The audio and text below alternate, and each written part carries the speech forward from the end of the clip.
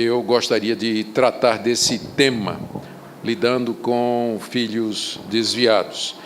Deixe-me falar um pouquinho a respeito de mim mesmo e me apresentar como pai, para talvez ajudar a vocês a compreenderem algumas das coisas que eu vou falar aqui.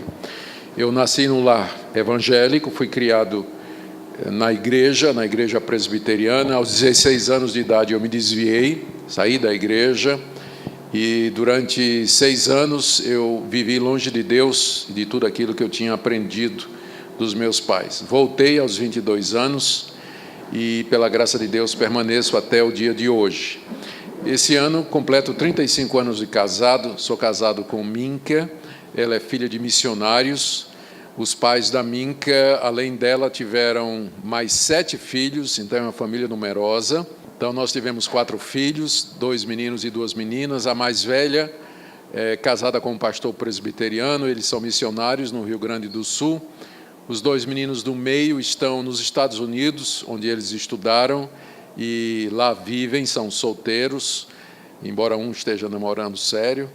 E a mais nova, a Ana, ela também mora nos Estados Unidos, ela se formou numa universidade evangélica e é psicóloga. Ela hoje trabalha num hospital com pessoas com deficiência mental. Essa é a nossa família, tenho 2 netos, está chegando o 3º. Os 2 netos são os filhos da mais velha, não é? Dos 4 filhos, é a única que casou até agora. Muito bem, então essa é a minha experiência como pai, e eu quero compartilhar com vocês esse assunto, que eu sei que é um assunto da mais alta importância, lidando com filhos desviados. Nós vamos pedir a orientação de Deus, vamos orar, pedindo que Ele nos abençoe ao tratarmos desse assunto. Ó Deus, nós estamos diante de Ti nessa noite.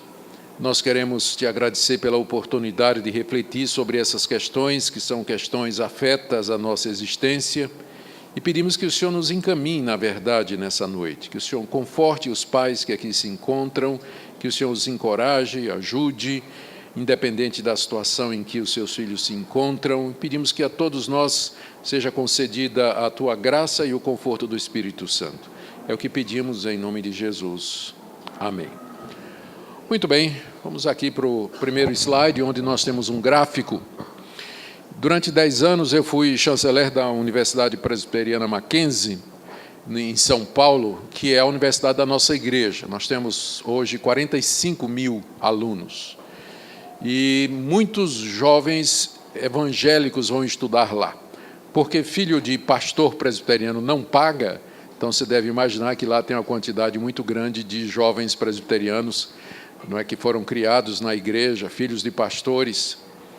Pois bem, infelizmente, durante os anos que eu passei lá, acompanhando a vida desses jovens e de outros, através da capelania, nós tínhamos 10 pastores que eram capelães e que davam assistência a esses jovens, além de grupos da ABU e de outros grupos que eram mais voltados para a assistência espiritual, mas eu posso dizer a vocês com certeza de que mais de 50% dos jovens cristãos eles perdiam a fé no primeiro ano da universidade.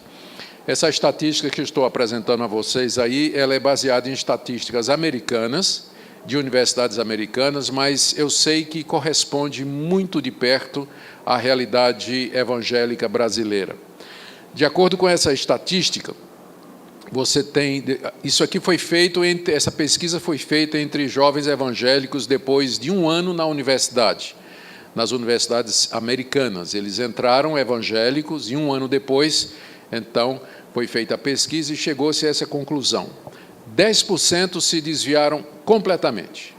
Não queriam mais saber do evangelho, não estavam mais frequentando igreja, separaram-se emocionalmente, fisicamente de todos os amigos e de preferência dos pais, pastores, não é? E seguiram o caminho ou do ateísmo, ou do agnosticismo, ou simplesmente seguiram qualquer outra filosofia, mas se afastaram. Do restante, 40% se tornaram nômades, ou seja, eles perderam a firmeza na igreja. Eles não sabiam mais, depois de 1 ano, se eles queriam continuar como cristãos ou não, mas não perderam todo o laço com a igreja. Então, continuaram a ir a uma igreja ou a frequentar algum grupo de apoio na universidade, mas também não tinham mais compromisso com a igreja, não tinham mais certeza de que eles eram ou seriam cristãos, né? Seria o que a gente chama hoje um desigrejado, não é? Eles ainda se diziam evangélicos e ainda se diziam cristãos ligados à igreja, mas não tinham mais compromisso nenhum, não afirmavam o cristianismo com alguma seriedade. 20% se consideravam exilados, eles diziam que eram cristãos, mas não tinham mais nenhum compromisso, eles ainda mantinham o nome cristão. Se você perguntasse qual é a sua religião, ele ia dizer evangélico. Mas você frequenta alguma igreja? Nenhuma. A diferença deles, por exemplo, para os nômades, é que os nômades ainda iam para alguma igreja. O exilado, não. É como alguém que está no exílio mesmo, né? Tá longe de casa, mas ainda se diz... É como alguém que vai morar nos Estados Unidos, um brasileiro. Ele vai dizer, eu sou brasileiro, só que ele não tem mais nenhum contato, não tem raiz, largou tudo aqui, está morando lá. Então, esse é o nome que se dá a esses jovens. E apenas 30% permaneceram firmes, dizendo, eu sou cristão, sou evangélico, continuo indo para a igreja, quero continuar assim, como eu aprendi. Essas estatísticas, elas são estarrecedoras, mas elas refletem a realidade dos Estados Unidos, e eu não duvido que é muito próximo do que acontece no Brasil. Não são poucos os pais, inclusive os pastores, que tiveram a tristeza de ver o seu filho, depois de entrar na universidade, no primeiro ano, começar a vacilar na fé, começar a fraquejar na igreja, arrumar novos amigos, seguir novas ideologias, descobrir novos horizontes, e não demora muito para que alguns deles se desconectam completamente da vida cristã. Então, essa é uma preocupação que todo pai tem. Ou ele vai passar por isso, ou ele está passando por isso, ou ele já passou por isso. Tá? Quem tem filho pequeno, é bom já saber as estatísticas, não é? Do que é que seu filho vai enfrentar. Agora, aqui eu já vou dizendo que, na minha experiência e na minha avaliação, a culpa não é da universidade. A culpa não é na universidade. A maioria desses jovens que estão aqui, nesses números mais críticos, eles já haviam se separado emocionalmente da fé cristã enquanto adolescentes. Mas porque eram obrigados a ir para a igreja, os pais levam para a igreja, não é? Todo domingo tem que ir para a igreja, tem que participar das programações, eles vão. Mas uma vez na universidade, que aí eles galgam ou alcançam uma autonomia maior, e em alguns casos eles vão fazer a universidade noutra cidade, não é? Noutra cidade, longe dos pais, aí eles vão assumir na prática aquilo que no coração eles já eram enquanto estavam no terceiro ano, no ensino médio. Não é? Já como adolescente, no ensino médio, o coração já se separou mesmo do evangelho. Então ele está indo para a igreja porque os adolescentes, os amigos estão todos ali, a namoradinha está lá, os pais obrigam a ir, né? Tem briga em casa para isso. Eu sei, aos 16 anos de idade, eu não queria mais ir para a igreja, mas não queria mesmo ir para a igreja. Eu ia porque meus pais me forçavam. Eu me lembro de uma ocasião, um domingo de manhã, que a gente estava saindo para a igreja e a gente entrou no carro e minha mãe disse, cadê sua Bíblia? Eu disse, eu deixei em casa, não vou levar a Bíblia não. Eu disse, você vai levar a Bíblia sim. Você vai, volta, né, e pega a sua Bíblia. Não, mas já está trancada a casa. Não, está aqui a chave, abra a porta e pegue a Bíblia e venha. E eu saí do carro assim, né, cuspindo maribondo, né, de raiva. Estava com tanta raiva que quando eu fui abrir a porta, né, era uma porta que tinha de vidro, né, eu não conseguia abrir a porta, de raiva que eu estava. Eu dei um murro na porta de vidro que atravessou a porta de vidro e até hoje tem a cicatriz aqui, ó. Quase que eu perco o dedo. E eu consegui o que eu queria. Não fui para a igreja naquele domingo, mas fui para o hospital costurar o dedo, né? Passamos a manhã no hospital costurando o dedo. Está aqui até hoje a marca da minha rebelião e da minha rebeldia. Então, muitos adolescentes, eles já se desconectaram emocionalmente. Eles estão indo porque não tem muita opção, não é? E quando chega na universidade, então, eles assumem aquilo que já no coração eles já são, não é? Ou seja, eles duvidam ou questionam ou perdem o interesse e assim por diante. A boa notícia é que alguns desses Dos pródigos, não tanto, mas dos exilados e dos nômades, que representa 60%, uma parte acaba voltando depois, como eu voltei aos 22 anos, não é? Depois de algum tempo, alguns desses voltam. Na verdade, quanto mais tempo passa, a possibilidade de retorno vai diminuindo. As estatísticas também mostram que as pessoas que se tornam cristãs, a maioria delas se torna cristãs quando criança. Quando até os 12 anos de idade é quando mais de 40% dos cristãos se entenderam como cristãos e resolveram seguir. E à medida que a idade vai aumentando, essa porcentagem vai diminuindo, não é? Mas não é impossível. Eu me converti aos 22, e sei de casos de gente que se converte bem mais velho. Eu tive um professor na África do Sul, era meu professor de teologia, que ele estava se aposentando quando eu estava fazendo o meu mestrado lá, e ele contava para nós, ele contou uma vez a história dele. Ele era pastor da Igreja Reformada Holandesa, estava servindo na universidade, no curso de teologia, lá na África do Sul, e ele era uma pessoa renomada pelos seus conhecimentos, era pastor, professor de teologia, e mais ou menos quando ele tinha assim uns 50 anos de idade, ele ficou doente e teve que ficar de cama. A doença o jogou na cama, não é? E ele não podia sair, não podia fazer muita coisa, né? E se dedicou a ler o que é que ele podia. E caiu na mão dele uma exposição de Martyn Lloyd-Jones, de Romanos capítulo 7. E ele começou a ler Martyn Lloyd-Jones, começou a ler a exposição de Romanos e se converteu no hospital aos 50 e poucos anos. Já era pastor e professor de teologia. Se converteu no hospital aos 50 e poucos anos. E ele contava, então, essa experiência para nós, não é? Mais ou menos como que dizendo, não percam a esperança. Não percam a esperança, Deus é misericordioso. Então, os números são feios, mas onde abundou o pecado, superabundou a graça. Então, há expectativa, né? Há esperança. Talvez muitos de nós vamos morrer sem ver os nossos filhos voltarem. Porque há casos de filhos que se convertem, depois voltam, depois que os pais morreram. Então, o seu compromisso é orar pelo seu filho até o último dia da sua vida aqui nesse mundo, né? Porque você não sabe quando é que Deus vai responder às orações. Bom, mas aí, é claro, vem as perguntas. Pastor, e aquelas promessas, né? Provérbios 22:6, ensina a criança no caminho em que deve andar, e ainda quando for velho, não se desviará dele. O que é que a gente faz com esse versículo, que é usado como que para assegurar os pais que se eles criarem os filhos na igreja e nos caminhos de Deus, os filhos jamais vão se desviar, jamais vão se perder e que eles serão salvos eventualmente. Como vocês perceberam, existe uma aparente contradição entre o que esse versículo está dizendo e a realidade. E a realidade, existe uma aparente contradição. Como é que a gente explica? A explicação que me parece a mais correta é nos lembrarmos que o livro de Provérbios, ele é um livro que compila as observações dos sábios de Israel. São ditos, são passagens, são pronunciamentos dos sábios de Israel, a começar de Salomão, o mais sábio de todos, e de vários outros. O próprio livro de Provérbios traz o nome deles. O livro de Provérbios, então, é essa compilação daquilo que os sábios perceberam que geralmente acontece. O que é que normalmente acontece? O homem bom, nenhum mal vai acontecer com ele. Está lá no livro de Provérbios. Aquele que ouve o mandamento, mal nenhum lhe sobrevirá.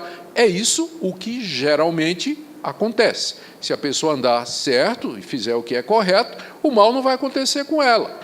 Se você diz lá que o preguiçoso, ele vai ficar pobre. É verdade. Geralmente os preguiçosos ficam pobres mesmo. Eles não vão trabalhar, não têm vontade de correr atrás de um emprego, de procurar se aperfeiçoar, e eles vão ficar pobres mesmo. E diz lá que o generoso será reconhecido e abençoado por muitos. É verdade, geralmente a pessoa que é generosa, acontece isso. Só que isso é a observação do que normalmente, dadas as circunstâncias normais de temperatura e pressão, é o que acontece normalmente. Isso, então, não deve ser visto como regra ou como uma promessa, porque logo em seguida você tem um livro de Jó desdizendo várias coisas do livro de Provérbios, do tipo assim: o justo sempre virá o bem para ele.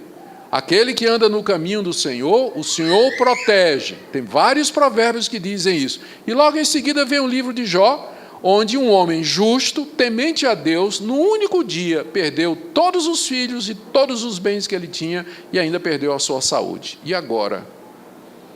Então, a melhor maneira de você entender o livro de Provérbios é que ele está dizendo o que normalmente Deus faz acontecer, mas há exceções. Exceções, que eu vou mostrar a vocês na própria Bíblia, daqui para frente, com um objetivo no final. Ou outra passagem que às vezes os pais se apegam é essa, Atos 16, 31, responderam-lhe: crê no Senhor Jesus e serás salvo, tu e a tua casa, que foi a palavra de Paulo ao carcereiro de Filipos, naquela noite em que Deus, através de um terremoto, abriu as portas da prisão. Paulo e Silas estavam louvando e cantando a Deus, tinham sido presos por pregar o evangelho. O carcereiro, quando viu que os dois estavam livres e pensou que eles iam fugir, naquele tempo o carcereiro respondia com sua própria vida pela segurança dos prisioneiros. Então ele puxa a espada e já ia se matar, porque ia ser morto de qualquer maneira. É quando então o apóstolo Paulo o interrompe e diz para ele não fazer isso, e dizendo: nós todos estamos aqui, ninguém fugiu. Aí o carcereiro então pergunta: senhores, o que é que eu faço? Ele, impressionado pelo que tinha visto, ele tinha escutado Paulo e Silas louvando a Deus, viu aquilo ali como intervenção de Deus, ele creu em Deus, não é? Ele creu que aquilo era o Deus de Paulo e Silas, e ele pergunta o que ele faz para ser salvo. E a resposta de Paulo é essa: creia no Senhor Jesus e serás salvo, tu e a tua casa. E naquela mesma hora, ele foi batizado, naquela noite, não é? Ele e toda a sua casa. Por que Paulo fez essa promessa e por que ela era verdadeira? É porque a religião do pai de família naquela época era a religião da família toda. Se o pai se convertesse ao cristianismo, ele levava a mulher, ele levava os filhos, todo mundo ia. Era aquele ambiente, o que o pessoal costuma chamar de, era um sistema patriarcal, não é? O pai era dominante, a religião do pai, as ideias do pai, a atuação do pai, a situação do pai influenciava toda a família. Então, nesse contexto é que é feito isso aí. Funciona isso hoje? Funciona. Geralmente, quando os pais se convertem, os filhos quase sempre acompanham. Às vezes a esposa acompanha, nem sempre, não é? A gente conhece casos e mais casos de alguém que se converteu e a esposa não se converteu. Ou o contrário, a mulher se converteu e o marido não se converteu. Ou que o pai se converteu e os filhos não se converteram. Então, mais uma vez, a gente tem que entender esses versículos à luz do seu contexto. Aqui está dizendo o que normalmente acontecia naquela época, naquele ambiente em que a religião do pai era a religião da família. Hoje, com o conceito de liberdade, de autonomia, que cada um faz o que quer, isso também continua acontecendo, mas não é como era naquela época. A própria experiência está aí para nos mostrar que não acontece sempre dessa maneira. Bom, o que a Bíblia diz? Vamos agora para...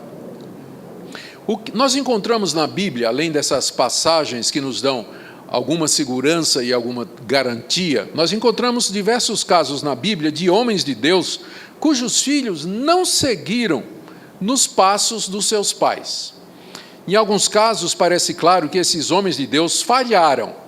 Nós podemos dizer: olha, os filhos não seguiram, mas porque também os pais não deram exemplo e eles não criaram os filhos direito. Mas em outros, isso não é tão evidente.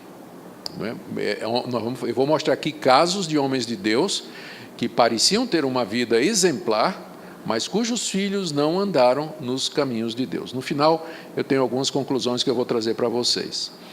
E eu também quero mostrar que as Escrituras, a Bíblia, assume que é possível um homem de Deus gerar filhos que não seguirão seus caminhos.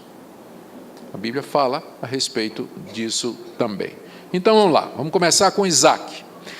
Isaac era filho de Abraão e era um homem de Deus. Dos 3 patriarcas, Abraão, Isaque e Jacó, ele é o único contra quem não tem nada escrito na Bíblia.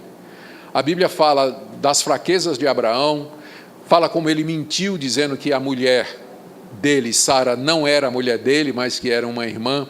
Fala das fraquezas de Jacó, o enganador, é isso que o nome dele quer dizer, mas Isaque é o patriarca perfeito, pacato, generoso, temente a Deus, fiel, pacífico, próspero. A Bíblia não diz nada contra Isaque.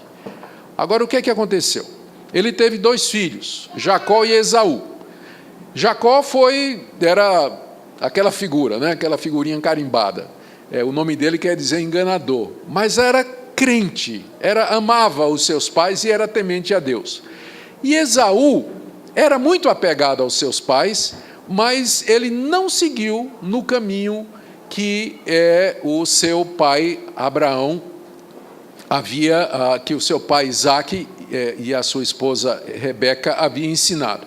Diz lá em Gênesis 26, 35, que quando ele tinha 40 anos de idade, ele tomou por esposa Judite, filha de Beeri, Eteu, e a Basemate, filha de Elon, Eteu, e ambas se tornaram amargura de espírito para Isaque e para Rebeca.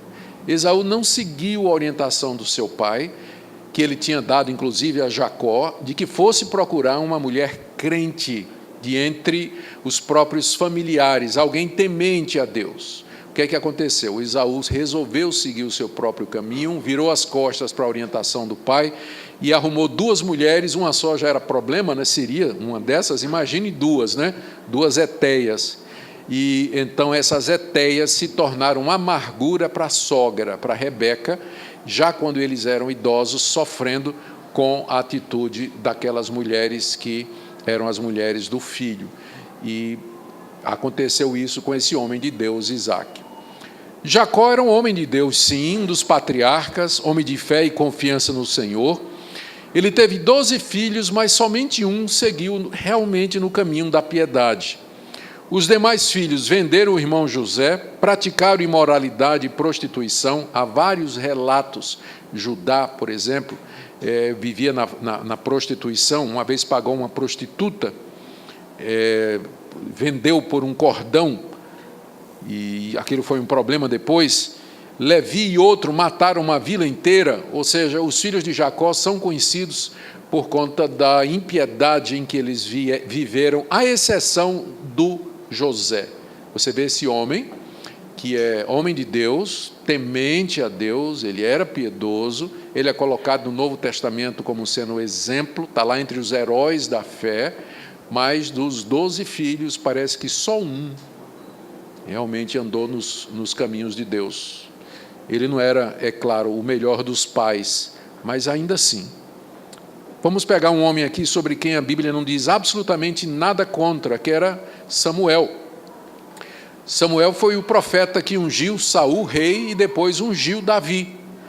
Era um homem de Deus, foi usado por Deus para trazer a nação de Israel de volta aos caminhos do Senhor, lutou contra a idolatria em Israel. Tendo Samuel envelhecido, estou aqui em 1 Samuel 8, de 1 a 5, tendo Samuel envelhecido, constituiu seus filhos por juízes sobre Israel. O primogênito se chamava Joel e o segundo Abias, e foram juízes em Berseba.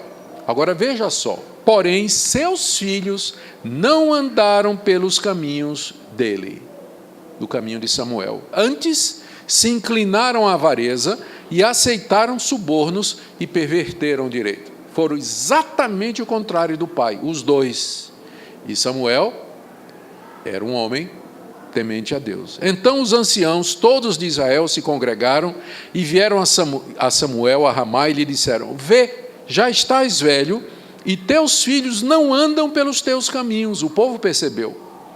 Constitui-nos, pois, agora um rei sobre nós, para que nos governe como tem todas as nações. É nesse momento que a nação de Israel, ela quer virar uma teocracia. Por quê? Porque os filhos de Samuel eram juízes e perverteram toda a nação, eram corruptos. Então o povo optou por um outro sistema de governo, a monarquia, para ver se fugia da corrupção que esses juízes haviam introduzido na nação de Israel. E o pai desses juízes era um homem muito crente.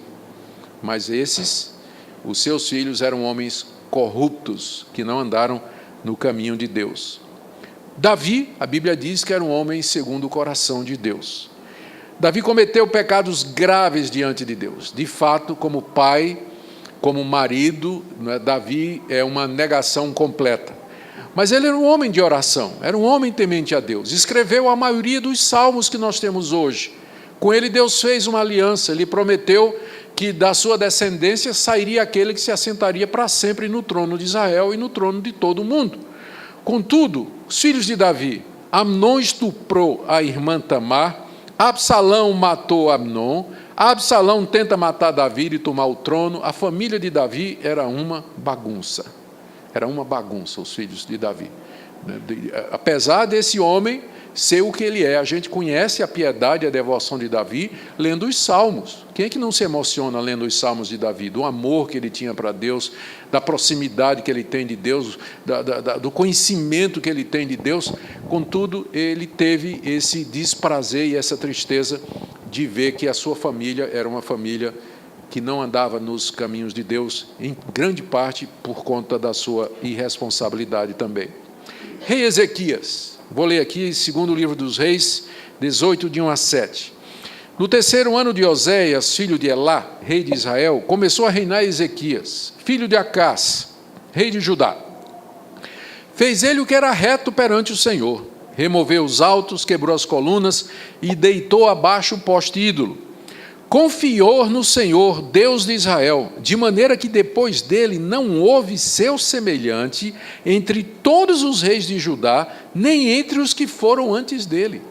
Pense num rei temente a Deus, reto. Diz aqui o texto que ele foi o melhor de todos os bons reis da nação de Israel, ninguém superou o rei Ezequias.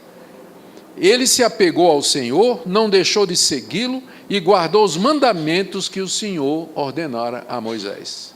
Então, que privilégio a gente pensa, né? Ser filho de um homem desse, ter um pai, né, que é esse exemplo de piedade, de devoção, de serviço a Deus. Mas, o filho dele, Manassés, tinha Manassés 12 anos de idade, quando começou a reinar.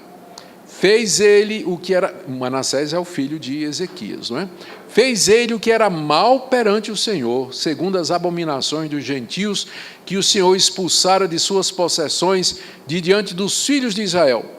Pois tornou a edificar os altos que Ezequias, seu pai, havia destruído. Ele não se contentou apenas em seguir um caminho diferente do pai, ele destruiu a obra do seu pai. O pai tinha acabado com a idolatria em Israel. Ele reconstruiu os altares que o seu pai havia destruído. Aqui eu fico pensando em homens como, por exemplo, Francis Schaeffer, aquele homem de Deus. Eu sei que muitos de vocês já ouviram falar do Francis Schaeffer. É um dos maiores apologetas do século passado. Escreveu livros que ajudaram milhares de pastores, estudantes de teologia, inclusive a mim. Ele trata das questões filosóficas, das questões lógicas, a questão do ateísmo, relativismo, pluralismo, todas essas questões que hoje nós estamos vivendo na pele e que ele já antecipou no século passado. Teve um filho chamado Frank Schaeffer, que se desviou dos caminhos do pai e até o dia de hoje escreve contra o que o pai publicou. Tudo escreve contra o pai pregou e construiu. Ele faz questão de desconstruir as ideias que o pai dele divulgou e propagou pelo meio evangélico.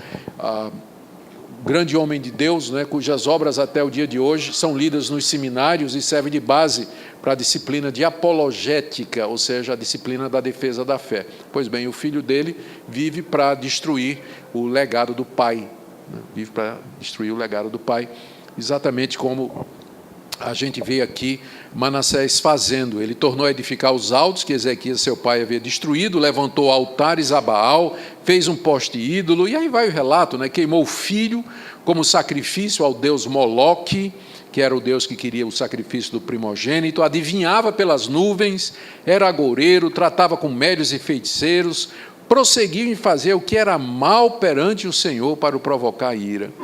E Manassés de tal modo os fez errar, está falando da nação de Israel, que fizeram pior do que as nações que o Senhor tinha destruído de diante dos filhos de Israel. Esse é filho de um homem crente, temente a Deus, que andava nos caminhos de Deus. Ezequiel 18, o texto é muito grande, por isso eu não coloquei na tela, mas eu quero pedir para você abrir, por favor, no livro do profeta Ezequiel. O profeta Ezequiel assume que um homem justo pode gerar um filho ladrão e vice-versa, sem que necessariamente os méritos de um passem para o outro. Veja Ezequiel 18.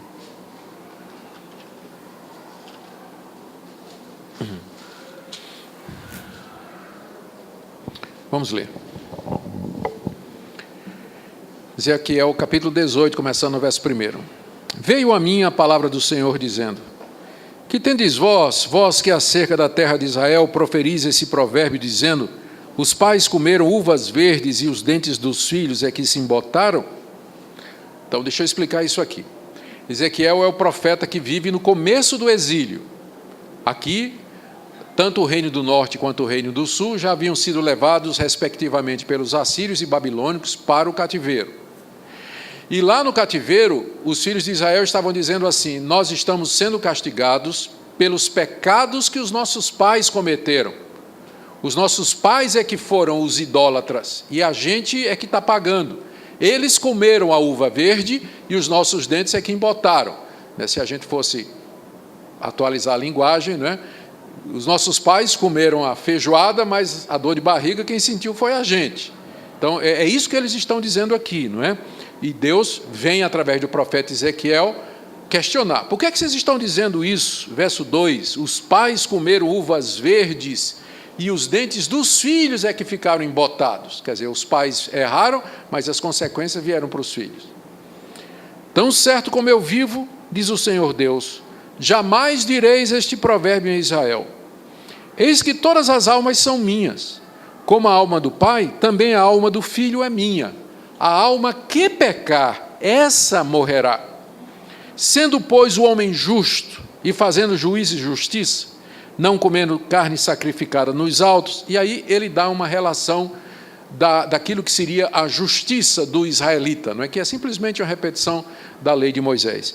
O homem não come carne sacrificada nos altos, não é idólatra, não contamina a mulher do próximo. Verso 7, não oprime ninguém, não rouba ninguém.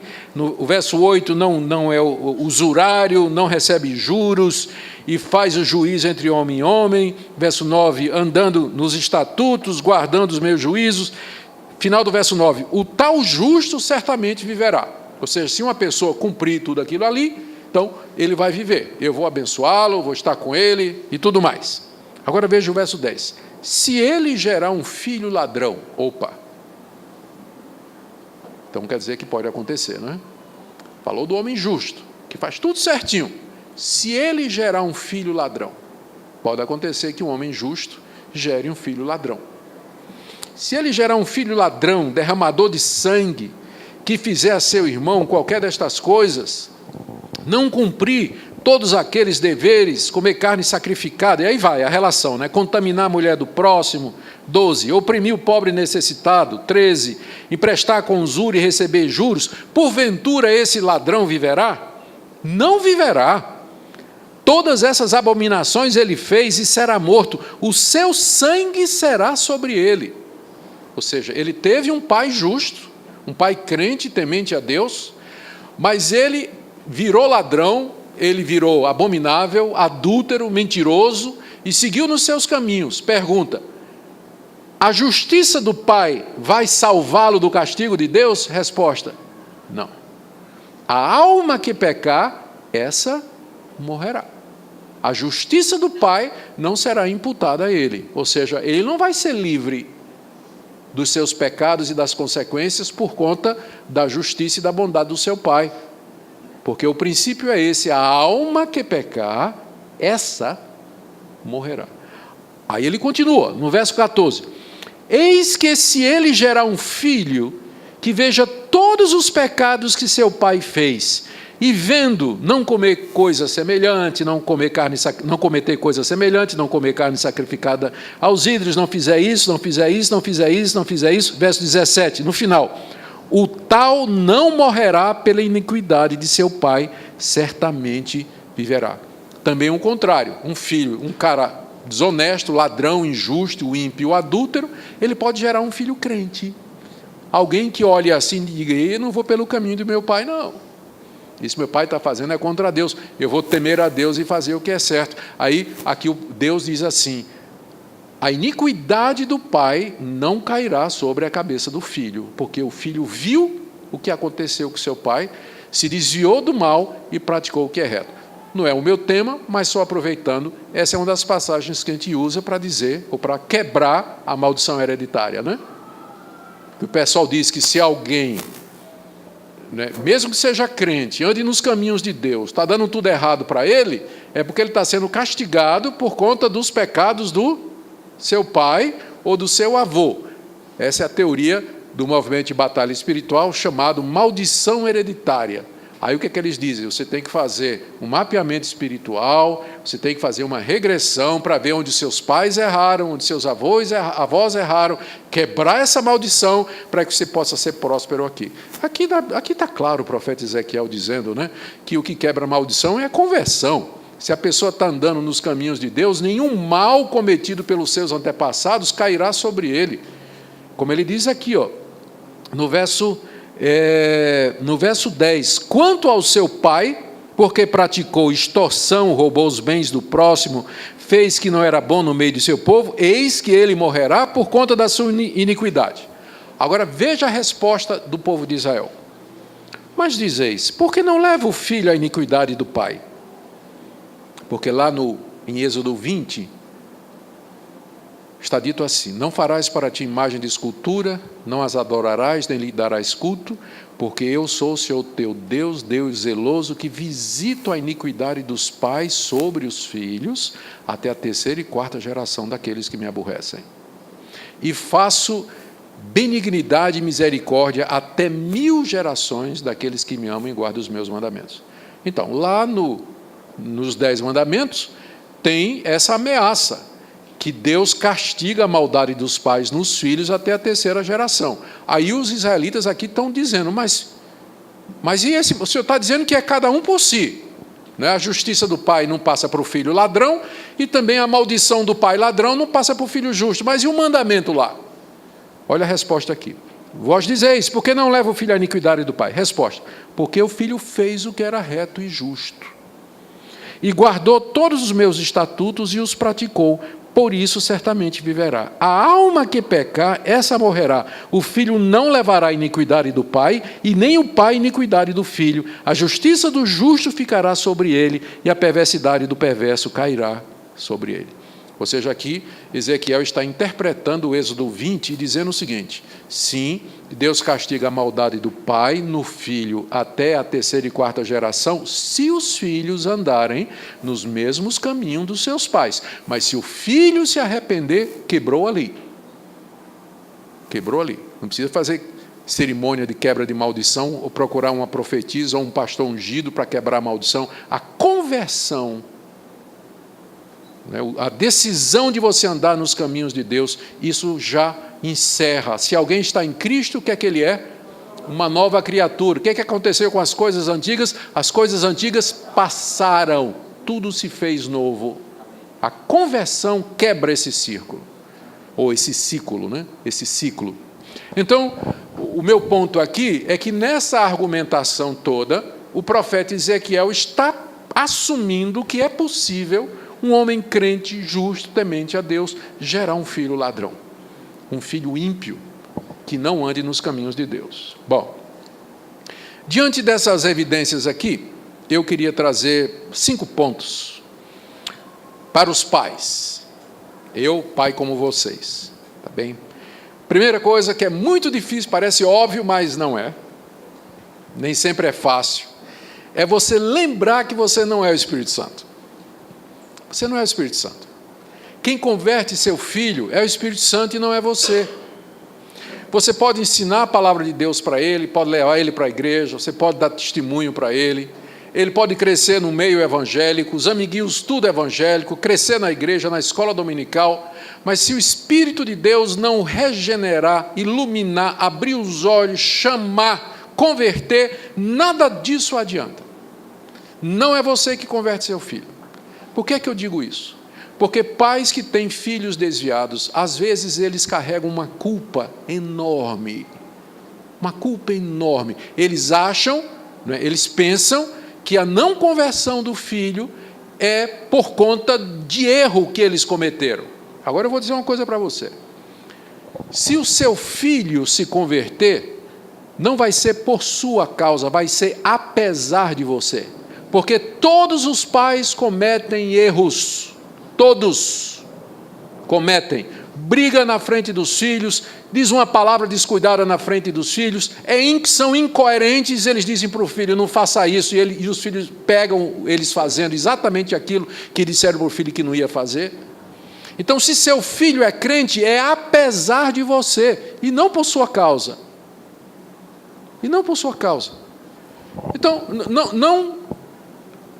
eu não estou querendo dizer que, eu não quero tirar essa culpa das suas costas, até que ela é boa, né? Você se sentir um pouco assim, mas você pode, o que você deve fazer é o seguinte, é chegar diante de Deus, se seu filho não anda nos caminhos de Deus, e dizer, Deus, eu sei que eu errei, e eu quero pedir que o Senhor me perdoe, e então aceite o perdão de Deus, aceite o perdão de Deus, porque às vezes tem, especialmente as mães, elas levam um fardo, né, nas costas muito grande, se tem um filho que não está andando no caminho de Deus. E aí é como se ela, no fundo, inconscientemente, ela está pensando que a conversão do filho é alguma coisa que ela pode ter. Se eu tivesse feito isso, se eu tivesse feito aquilo, quem sabe meu filho não. Não. Se o seu filho é crente hoje, é apesar de você, é apesar de nós. Então, você não é o Espírito Santo. Por isso, você tem que orar pelo seu filho, você tem que fazer o que tem que fazer o que a Bíblia diz, criar os filhos na disciplina e na admoestação do Senhor, Efésios capítulo 6, verso 4, essa é a nossa obrigação. Ensinar o caminho para os nossos filhos, está lá no livro de Êxodo, no livro de Deuteronômio, ensinar os nossos filhos andando, sentando, em pé, em casa, em todo lugar, dando testemunho em todo tempo. O livro de Provérbios está cheio de orientação, ensina a criança, corrige a criança, não larga a criança ao seu próprio coração, porque senão a mãe vai ficar envergonhada. Há uma série aquela passagem que a gente leu, ensina a criança no caminho que deve andar, ainda quando for velho se desviará dele. Então, é nosso dever criar os nossos filhos no caminho do Senhor, ensinar a palavra de Deus, dar testemunho para eles, dizer para eles que eles são pecadores, que eles precisam se converter. O fato de que ele foi batizado na igreja quando é pequeno não quer dizer que ele é salvo. Não assuma que seu filho é salvo. Você tem que assumir o contrário, de que ele precisa se converter. Porque às vezes o que é que acontece? Os pais assumem que porque o menino nasceu na igreja, foi batizado na igreja, está crescendo na igreja, assume que o menino é salvo. Não, eu acho que o correto é você assumir o contrário, né? Que você veja o seu filho, um pecador perdido, corrompido desde a raiz, é descendente seu, é pecador por natureza e que ele precisa se converter. Pregue o evangelho para o seu filho, pregue o evangelho cedo, desde que ele começar a entender as coisas. E ainda assim, se seu filho se converter, bota a mão para o céu e diga, Senhor, é só a tua graça, eu sei que não fui eu, não é por mim, é a tua misericórdia, tá? Então lembra disso, você não é o Espírito Santo. É o Espírito Santo quem converte a criança. Segunda coisa, muitos dos filhos desviados regressam. Isso é verdade. Aqui os pais precisam ter um pouquinho de sabedoria, e às vezes é muito difícil a gente saber até que ponto pode puxar a corda. Eu me lembro, né, quando desviado, vivia uma vida extremamente mundana, especialmente minha mãe, ela não deixava de me corrigir, quando eu chegava bêbado em casa, por exemplo, não é? Sabia que eu ia escutar um sermão. Mas, ao mesmo tempo, ela não disse assim, fora. Se você está nessa vida aí, então, essa aqui não é mais a sua casa, você não faz parte da nossa família, vai embora. Eu sabia que eu tinha uma casa para onde eu podia voltar, naquelas noites. Mas eu sabia também que tinha um sermão me esperando no dia seguinte de manhã. Então, essa combinação de abertura, compaixão, mas ao mesmo tempo firmeza, é muito difícil de você conseguir. Porque se você apertar demais, ele espirra. Se você deixar aberto demais, ele se aproveita. Eu penso, no caso, eu conheço alguns, dos pais que o filho assumiu que era homossexual, ou a filha assumiu o lesbianismo. E arrumou uma namorada ou um namorado. E quer continuar morando em casa. E quer trazer para apresentar aos pais. E você é crente. E você tem um filho nessa situação, que namora um outro rapaz, ou uma filha que vive com uma outra moça, e de repente ele quer a aceitação da família. Como é que faz isso? Então, é muita sabedoria que é necessária. E esses casos são cada vez mais frequentes. Exatamente por conta dessa liberação geral que nós vemos hoje na mídia, do encorajamento e do incentivo, a começar das escolas públicas e das escolas particulares também, a questão da agenda de gênero, a questão da ideologia de gênero, tudo isso que está na escola, está na mídia, está em todo lugar, e isso tem um impacto grande sobre a igreja, particularmente quando nós, pastores, não falamos sobre isso. E os pais não falam sobre isso. E um dia vai descobrir que o filho está de namoradinho, e a menina está de namoradinha. E aí, como é que vai ser? Então, tem casos, sei, de pais que simplesmente disseram, não. Então, se você seguiu esse caminho, siga a sua vida. Nós sustentamos você e cuidamos de você até aqui. Daqui para frente, a vida é sua. E aí, a porta da casa está fechada. Outros mantiveram a porta da casa aberta, mas aí vai ter o dilema de até que ponto está aberta, não é? Até que ponto? Ou um filho que é usuário de drogas. O que é que você faz com um filho usuário de drogas? E se ele quer, às vezes, consumir drogas em casa, ou ter drogas em casa. Então, os pais precisam... Não há uma regra, não há uma receita para isso, porque cada caso é um caso. Por isso que é bom, nessa hora, ter pastores, presbíteros, líderes, com quem você pode abrir o coração, conversar e buscar a sabedoria de Deus para saber como agir. Porque um passo em falso pode significar, tipo assim, então, tchau. Então, tem que ter sabedoria na hora de esticar a corda ou não. E pedir a Deus muita humildade com relação a isso aí. Então, muitos dos filhos desviados regressam. E muitos deles regressam exatamente porque eles sabem para onde voltar.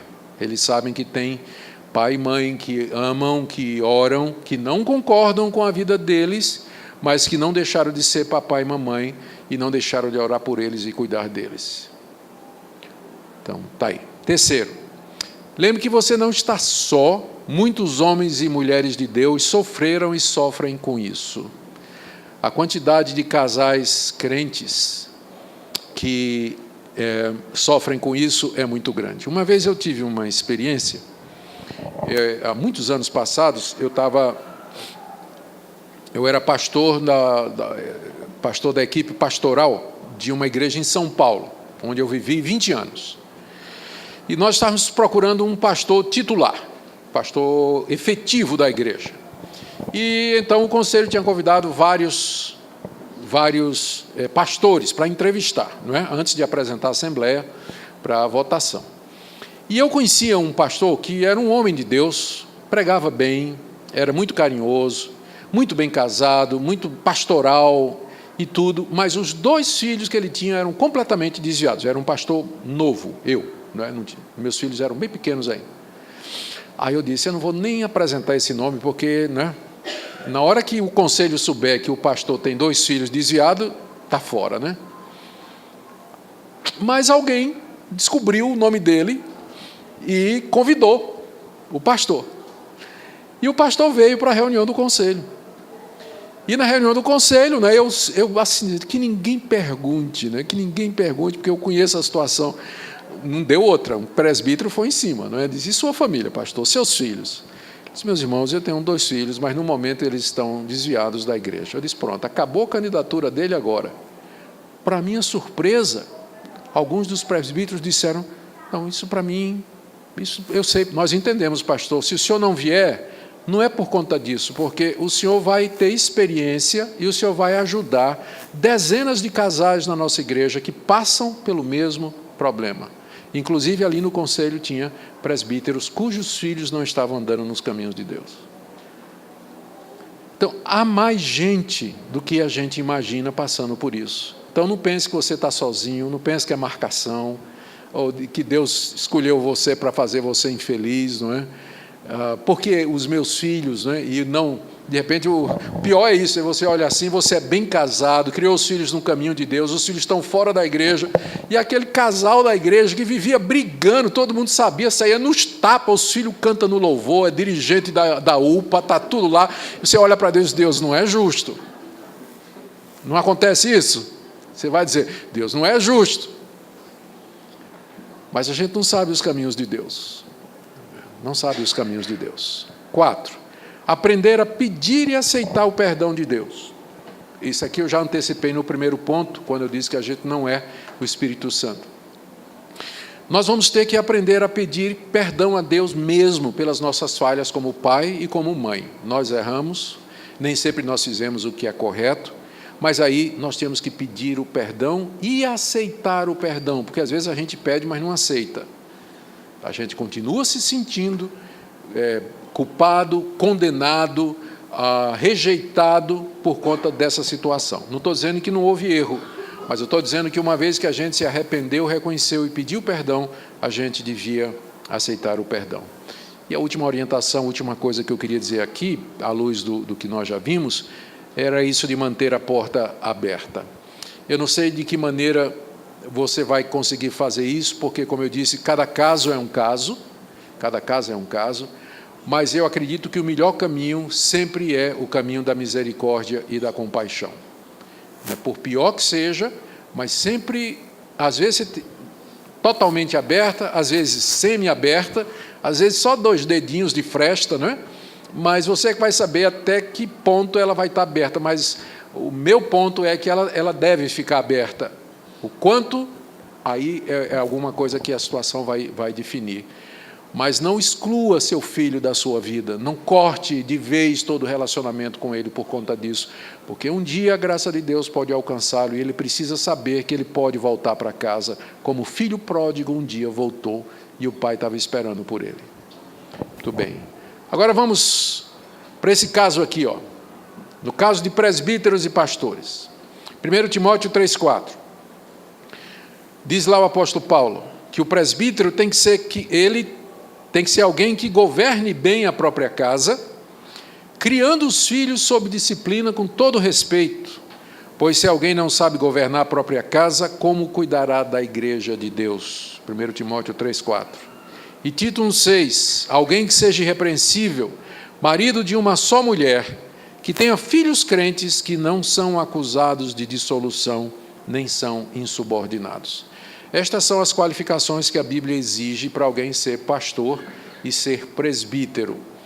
A grande questão, obviamente, à luz de tudo isso que nós já vimos, é o que é que filho significa aqui. Quando eu falo filho, eu tenho um filho de 30 anos, não é? Mas teve uma época que ele tinha 12. Quando ele tinha 12, eu pegava pela orelha, jogava dentro do carro e ele ia para a igreja comigo. E se ele fizesse alguma coisa errada, era palmada no traseiro mesmo, né? Naquele tempo, o Estado não interferia na maneira como eu criava meus filhos. Mas quando ele fez 25 anos, ele é dono da vida dele. Se formou, adquiriu o seu emprego. Se ele tivesse seguido os caminhos que ele quisesse seguir, eu hoje não tenho mais nada o que dizer para minha filha de 30 anos, aqui é casada com um missionário, né? Eu não tenho nada o que dizer para ela. Eu tenho que esperar ela ligar para mim e dizer, papai, né?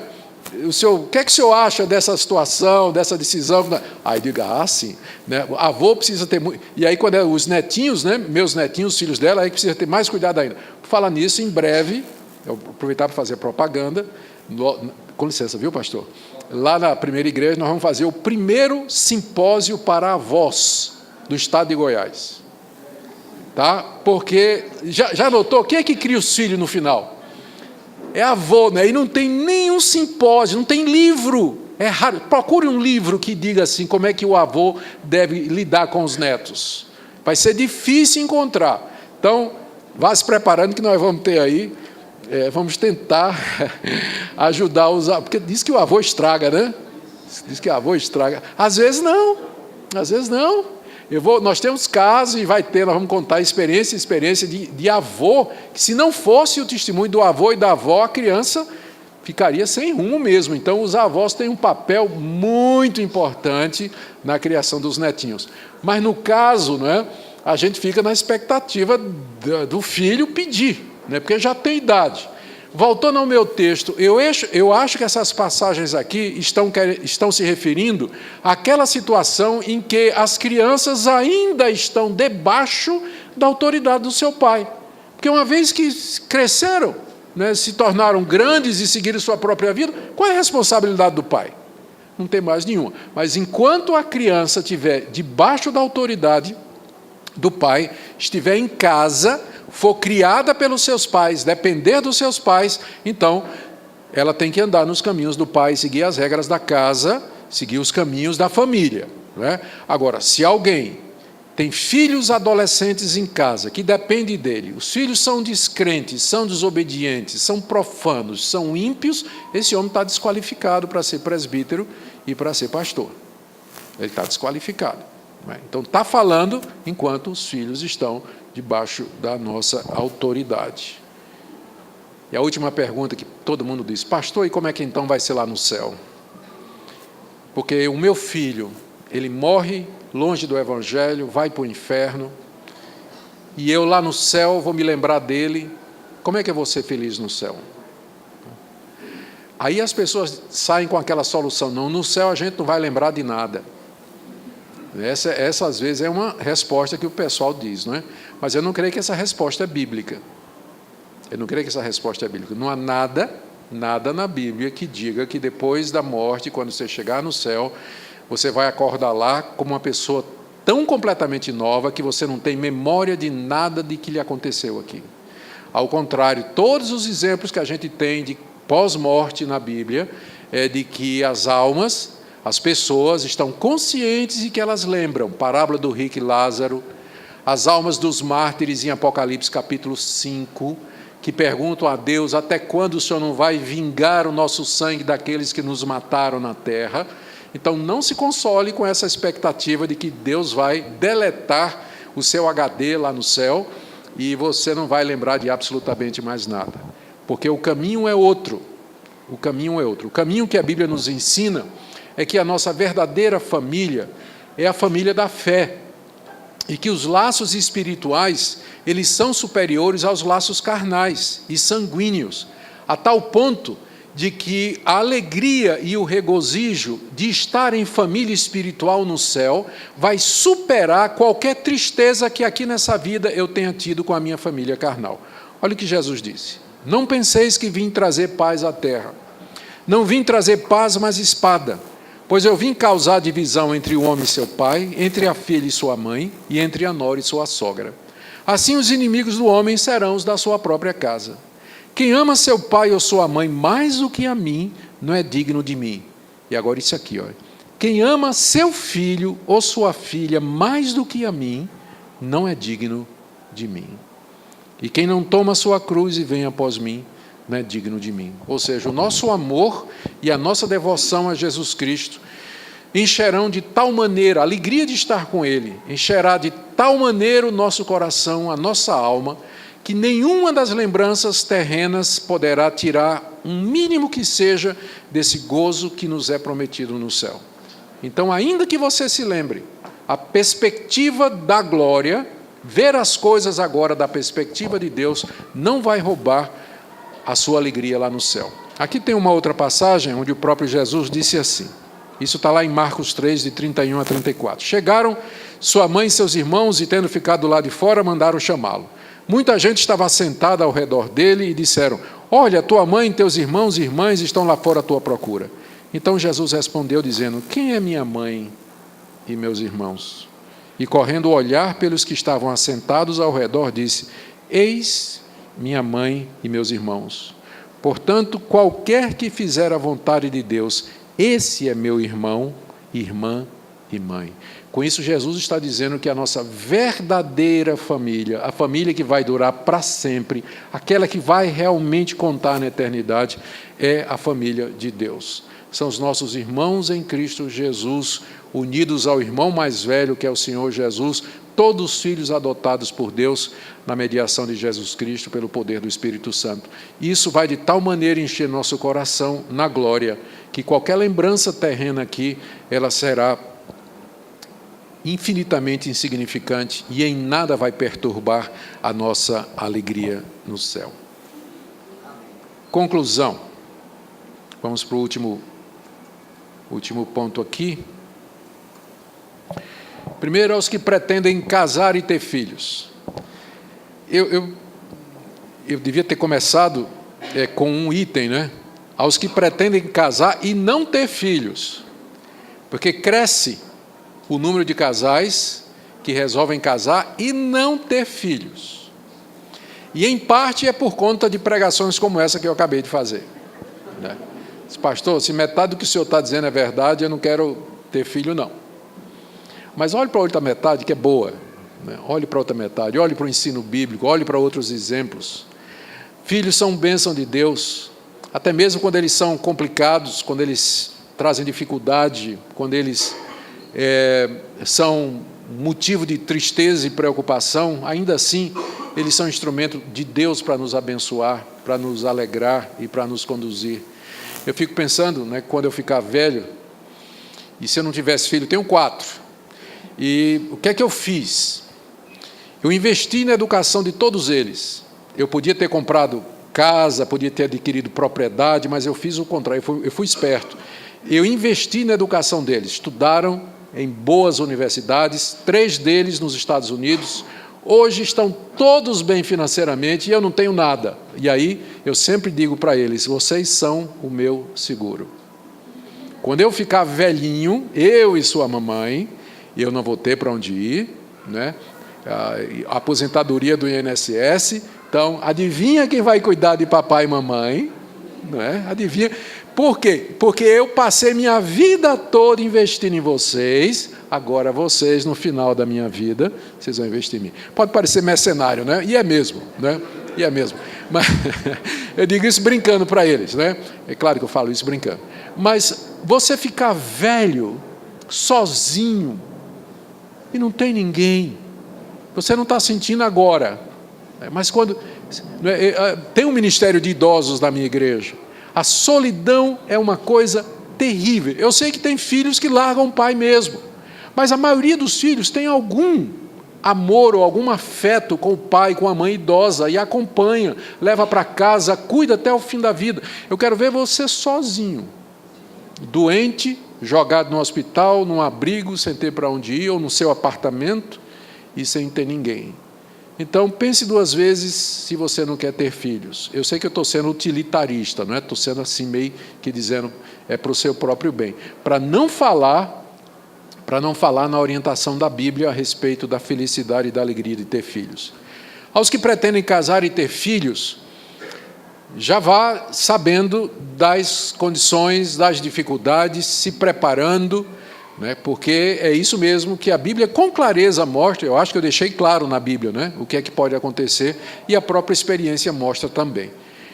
E aí, pede a Deus sabedoria, crie os filhos da melhor maneira possível. Você que tem filhos pequenos ou adolescentes que ainda estão com você, debaixo da sua autoridade, então tenha sabedoria, verifique, não assuma que ele é crente, examine o coração, olhe as evidências, veja os sinais, porque às vezes aquela rebelião, aquela desobediência, aquele desinteresse não é coisa da idade, não, às vezes é falta de conversão mesmo. E o pai precisa estar atento para isso, tá? Aos que têm filhos desviados, há esperança. A história do filho pródigo não está por acaso na Bíblia. É uma daquelas histórias que Jesus contou para falar do amor de Deus e da expectativa de Deus com respeito àqueles que se desviam e que voltam. Há esperança até o fim da sua vida. Você deve orar pelo seu filho. E se você tem os seus filhos andando no caminho do Senhor, dê graças a Deus por isso. Deus é o responsável por isso, a Ele você deve dar toda a glória. Aproveite cada momento com seu filho, com alegria, e ore para que ele permaneça assim, para que ele nunca se desvie dos caminhos do Senhor, para que ele ande no caminho do Senhor, sempre. Vamos orar. Oramos, ó Deus, pelos nossos filhos.